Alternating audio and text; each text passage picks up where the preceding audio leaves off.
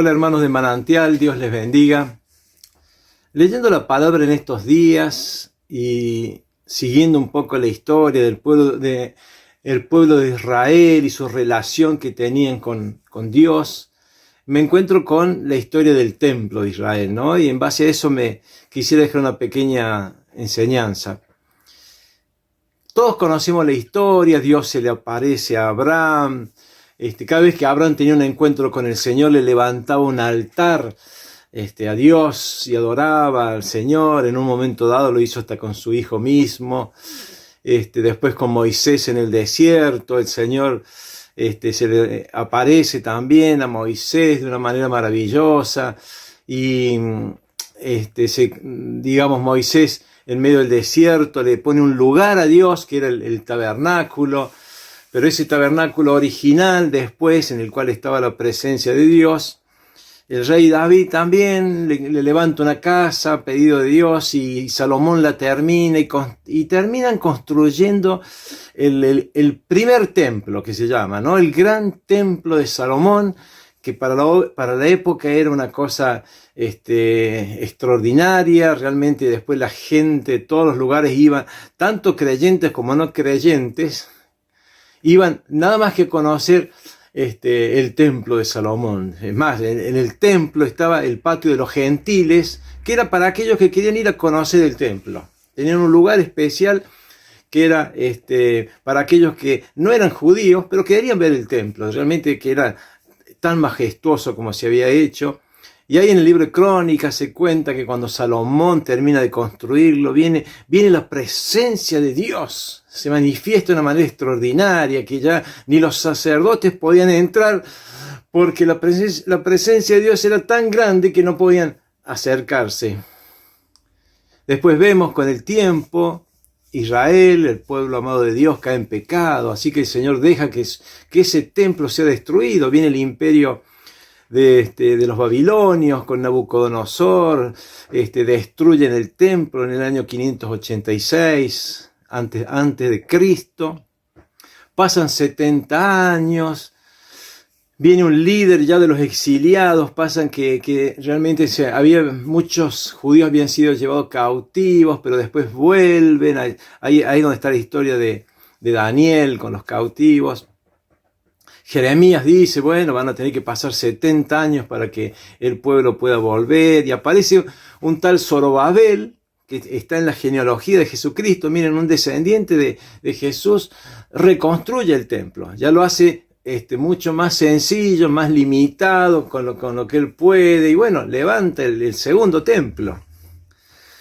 Y bueno, increíblemente cuando uno lee, se encuentra con que Herodes el Grande, aquel que mandó a matar, que lo quería perseguir a Jesús y lo quería matar justamente cuando él era niño y hace la gran matanza de los niños persiguiéndolo a Jesús. Este Herodes el Grande se encarga de prácticamente restablecer también el templo y volver, para congraciarse con los judíos, de volver a tener un poco de la grandeza que supo tener en su momento el templo de Salomón. Luego, sabemos que en el año 70 después de Cristo, ¿qué ocurre? Vienen los romanos y destruyen el templo. O sea que los judíos por siglos y siglos se quedaron sin su segundo templo. O sea que ellos al día de hoy buscan reconstruir el tercer templo. Algunos hablan que sería el cuarto porque se reconstruyó varias veces, pero vamos a suponer que sea el primero, el segundo. Y el tercer templo es el que están esperando los judíos poder reconstruirlo, y en algún momento se tiene que dar en la historia, porque en el tercer templo es en el lugar donde se va a hacer adorar el anticristo. Pero eso ya son otras historias. Me puse a pensar un poquito. Y nuestras vidas son así. En nuestras vidas también tenemos los tres templos. Y vamos a ir de atrás para adelante. El tercer templo. ¿Cuál es el tercer templo en nuestras vidas? El tercer templo en nuestras vidas es el lugar donde nosotros nos congregamos con con nuestros hermanos. Es el lugar de que nos juntamos para adorar al Señor, es el lugar que nos juntamos para tener comunión unos con otros, es el lugar donde se nos permite tener ese momento de adoración, donde yo puedo llevar mi diezmo, mi ofrenda, ese momento donde dice la palabra, el sacrificio de la alabanza, de tener la oportunidad de fruto de labios que confiesan su nombre, de poder juntarme con otros hermanos y adorar, bendecir al Señor. Ese lugar que tanto anhelamos en este tiempo, que estamos diciendo, ay, cómo no se abre el templo, qué ganas que tengo de abrazar a este hermano, este otro que es tan afectuoso, tan cariñoso, este otro hermano, cómo me gustaría bendecirlo. Y bueno, ese es el tercer templo, hoy día, digamos, ¿no? No me quiero extender mucho en lo fastuoso que se han hecho algunos templos, digamos, hoy día, que han sido catedrales enormes. Algunas ciudades se pelean por ver quién tiene la catedral más grande del mundo. Si está en Roma, la catedral de San Pedro, o en Constantinopla, las otras catedrales, o en Barcelona, la Sagrada Familia, ni hablemos los norteamericanos, las cantidades de catedrales y lugares que se hacen de templos. La Iglesia Universal, miren qué interesante, hermanos. En San Pablo, en el año 2012, más o menos, 2014, hizo una réplica exacta del Templo de Salomón. Y vino el presidente, lo inauguraron con una fastuosa ceremonia, se gastaron más de 200 millones de dólares, se calcula en hacer ese lugar donde, bueno, ahora también es un lugar de atracción turística. Esos lugares fastuosos, que se les llama templos, pero en el fondo no sabemos si adentro de esos lugares hay verdadera vida en el Señor, porque guarda. Acá se cumple lo que dice Juan en el Apocalipsis. ¿Qué dice Jesús? Yo estoy a la puerta y llamo. Si alguno oye mi voz, entraré, cenaré con él. ¿A la puerta de qué está? A la puerta del templo, a la puerta de la iglesia, esperando. Porque en algunas iglesias se hacen ceremonias tan bonitas, tan lindas, que todos quedan así adentro y el Señor está, quiero entrar, déjenme pasar, dice el Señor, ante estos templos fastuosos. Que en algunos momento uno diría, ¿para qué necesidad de hacer algo tan grande? Pero bueno, el orgullo, el deseo del hombre de siempre querer superarse más, de ser más que Dios todavía. El primer templo, hermanos, fue la Torre de Babel. ¿Qué quisieron hacer? Hagamos un templo hasta el cielo, para que podamos unirnos antes de ser dispersos en la tierra, que seamos uno. ¿Y el Señor qué hizo? Los confundió. Por eso Babel significa confusión. Les hizo cambiar, tuvieron que cambiar los planes. Quedó ahí el primer templo bíblico, es la Torre de Babel. Ese sería el tercer templo. El segundo templo, ¿cuál es? El segundo templo es nuestra casa. Primer templo, nuestra iglesia. Es nuestra iglesia congregacional. El segundo templo es nuestra casa. Es ahí donde se desarrolla nuestro gran ministerio, hermanos. Que toda mi familia llegue al conocimiento de nuestro Señor Jesucristo como mi Señor y Salvador. Es el lugar donde tiene que estar orden y limpieza, como decía un pastor los otros días. Es ahí donde yo establezco que yo y mi casa serviremos a Jehová. Es ahí el lugar donde realmente puedo decir, mi casa es casa de oración. Es el lugar de orden. Me acuerdo siempre de mi hijo que un día estaba jugando con un amiguito, tendría 6, 7 años, y el amiguito era una cosa que decía malas palabras todo el tiempo, bla, bla, bueno. En un momento dado, yo estaba al lado de la pieza y escucho que dice, por favor, en esta casa no se dicen malas palabras. Tenía bien en claro lo que era el orden, la limpieza. Hermanos, tienes limpia tu casa, tienes en orden tu segundo templo, lo tienes acomodado, realmente tú puedes hacer que venga alguien de golpe, de sorpresa, y tú dices, no, mi casa está limpia, mi casa está en orden. Qué importante que es poder ese segundo templo, tenerlo como el Señor quiere que lo tengamos, en orden. Y después está el primer templo. El primer templo es el que dice, el apóstol Pablo nos revela y nos dice, ¿no sabéis que sois templo de Dios? En 1 Corintios 3, 16. Después lo repite en 2 Corintios 6, 16 también. Les voy a decir algo, dice el apóstol Pablo, les voy a revelar algo de Dios.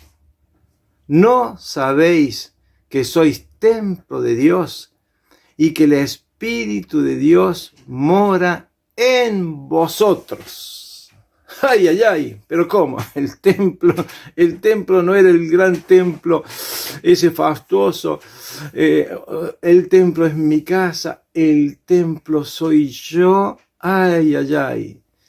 Y ya Jesús nos había dicho, cuando venga el Espíritu Santo, morará con vosotros y en vosotros. ¿Qué responsabilidad tengo de que ahora también tengo que poner orden y limpiar mi vida? ¿Cómo limpio mi vida? El que se arrepiente de sus pecados, no importa, hermano, qué pecado tuvo usted. Dice la palabra que la sangre preciosa de su Hijo amado Jesucristo nos limpia de todo pecado. Y después ponemos orden en nuestras vidas. Cuando uno conoce a Jesús, se arrepiente de sus pecados, se vuelve, este templo comienza a tener vida y comienza a tener vida en abundancia. Siempre me encantó una predicación que escuché una vez, que un hombre muy humilde que trabajaba de peón rural en el campo, tenía una vida muy desordenada, escucha la palabra de Dios, se arrepiente de sus pecados, se convierte y va y le dice a su mujer, 3 cosas, mujer. Primero, te quiero decir que he recibido a Jesús en mi corazón, por lo cual no te voy a pegar más, no me voy a emborrachar más, y ahora comenzaré a estudiar, a aprender un oficio, a trabajar para poder salir de este lugar que estamos viviendo. Todo eso fue simplemente porque conoció a Jesús. ¿Y qué hizo? Limpieza y orden en su vida. En mi primer templo tengo que tener eso, orden y limpieza. Y ahora sí, cuando Jesús vino a mi vida, el Espíritu Santo llenó mi vida, el gozo comenzó a manifestarse en mi vida, ahora sí me voy al segundo templo y en mi casa comienzo a poner orden también, empiezo a acomodar las cosas, que haya limpieza en mi trabajo, comienzo a poner orden. Así que en mi primer templo, en el segundo templo, y ahora sí también pude ir al tercer templo, que ojalá nos abran el tercer templo. ¿Para qué? Para también tener comunión con los hermanos y que el Señor siga limpiando nuestras vidas. Dice que cuando tenemos comunión unos con otros, ¿qué ocurre? La sangre preciosa de Jesucristo nos limpia de todo pecado. Me hace falta la comunión con mis hermanos también en este tiempo. Y ya ahí en ese lugar que estoy seguro que vamos a ser visitados por mucha gente. Recibiremos al que está en pecado, recibiremos al que está en adicciones, recibiremos al que está triste, al que está angustiado, al que está sin trabajo, al necesitado, al pobre. Hay, digamos, las funciones que recibimos en el primer templo, que desarrollamos en el segundo, las volcamos en el tercer templo. Qué maravilloso que es nuestro Señor. Qué revelación cuando Dios nos dice que el templo es Él. ¿Qué dijo Jesús? Cuando llega al templo de Salomón el Señor Jesús, ¿qué pasó? Llega al templo en Jerusalén y se encuentra lleno de mercaderes, negociantes, estaban todos, había desorden. Jesús agarra, se enoja, saca un látigo y la palabra fue que decían, sí, realmente, como dijo el salmista, el celo de mi casa me consume. O sea, acá no hay limpieza, acá no hay orden, Jesús. Entonces, ¿qué dice Jesús?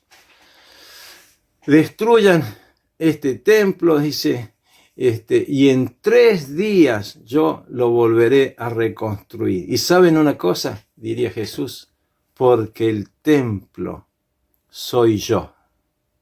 Por eso Jesús dice eso. Él es el templo. Ya no tengo que ir a grandes catedrales, a grandes lugares. Ya tengo que ir a Cristo. Ya tengo que estar en mi aposento. Ya en ese lugar recibo a Jesús ya en mi corazón. Ya sé que tengo a quien dijo que Él es el templo. El que murió por nosotros, dio su vida por nosotros, pero resucitó. Y al 3er día, como Él dijo, se reconstruye el templo, reconstruyo mi vida.